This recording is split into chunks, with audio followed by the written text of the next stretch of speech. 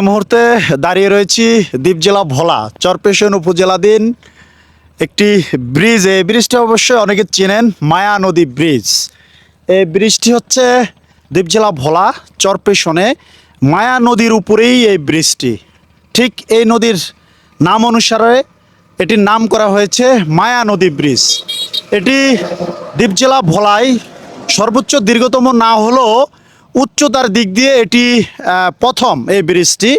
এবং এখানে একসময় বিকালবেলা প্রচুর পর্যটক এখানে আসতো এই ব্রিজে ঘোরার জন্য, কিন্তু কালের বিবর্তনে এখন পর্যটক শূন্য। তো আজকে বিকালবেলা এখানে আসলাম, একটু ঘুরে দেখলাম।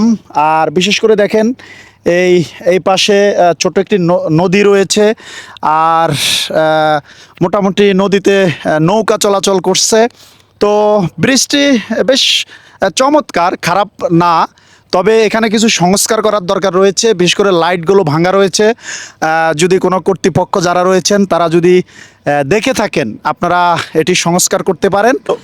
এই ব্রিজটি অত্যন্ত গুরুত্বপূর্ণ একটি ব্রিজ। এই ব্রিজটি সংযোজন করেছে দুইটি থানা। এই ব্রিজের দক্ষিণ পাশে রয়েছে শশীভূষণ থানা, চরকলমি ইউনিয়ন, এবং এই ব্রিজের উত্তর পাশে রয়েছে দুলারহাট থানা, নুরাবাদ ইউনিয়ন। এই ব্রিজটি অত্যন্ত গুরুত্বপূর্ণ, দুইটি থানা এবং দুইটি ইউনিয়নকে একত্রিত করেছে এই মায়া নদী ব্রিজটি। আর এই ব্রিজের আশেপাশে কিংবা দ্বীপ জেলার ভোলার যারা রয়েছেন, চাইলে এখানে বিকালবেলা এসে আপনারা সময় কাটাতে পারেন।